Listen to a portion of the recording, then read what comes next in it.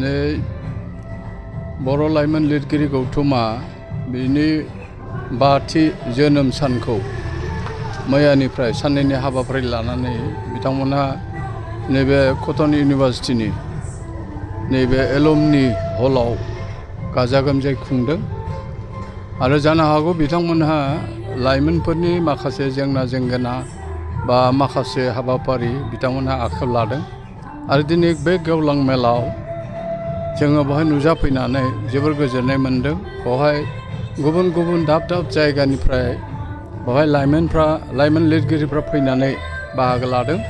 आरो गावबा गावनि खन्थाइ आवरायनाय बायदिसिना सुंद' सल' बिथांमोनहा बेवहाय बाहागो लानानै मोनसे थुनलाइयारि फोथाराव गेदेमा मोनसे बिहोमा होनो हादों।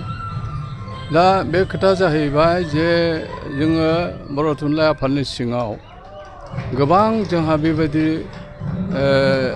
मुलुगसोलोंसालि कलेज एबा जोंहा गोजौ फरायसालियाव बा जायगा जायगा क्लाब बायदिसिनायाव जायगा जायगा बिदि थुनलाइयारि गौथुम दादों, बर' लिटारेरि ससाइटि दादों आरो बेयावबो कटन इउनिभार्सिटियावबो बेबायदि दङ आरो गासै आसाम नाङै बे बर' लाइमोन लिरगिरि माने गौथुमखौ दानाय जादों आरो बेनि ओंथियानो जाहैदों जे लाइमोन लिरगिरिफोरखौ मोनसे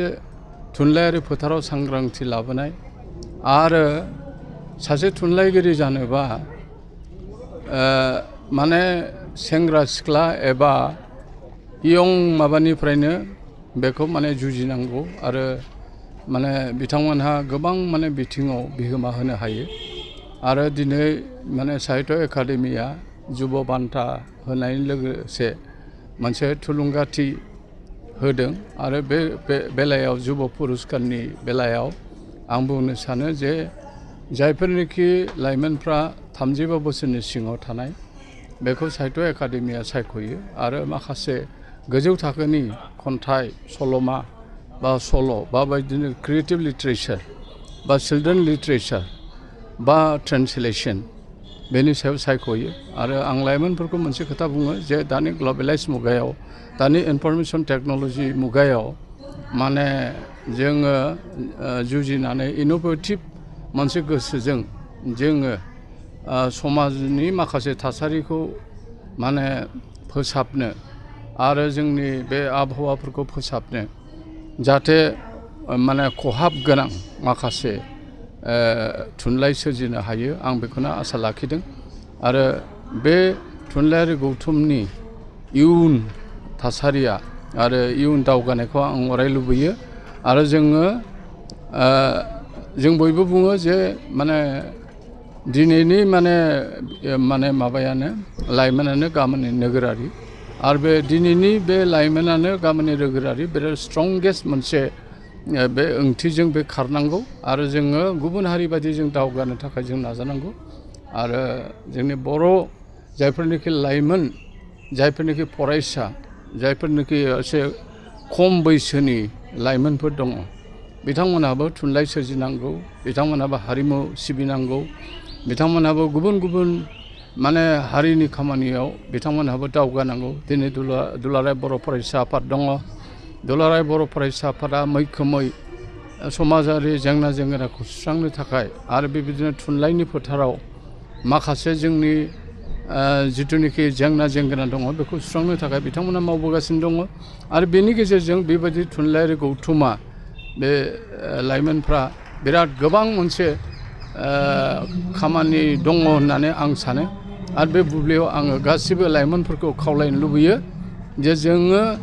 गावनि हारिनि राव थुनलाइ आरो हारिमुखौ जौगानो थाखाय जोङो जानजि खाफ्रानांगौ।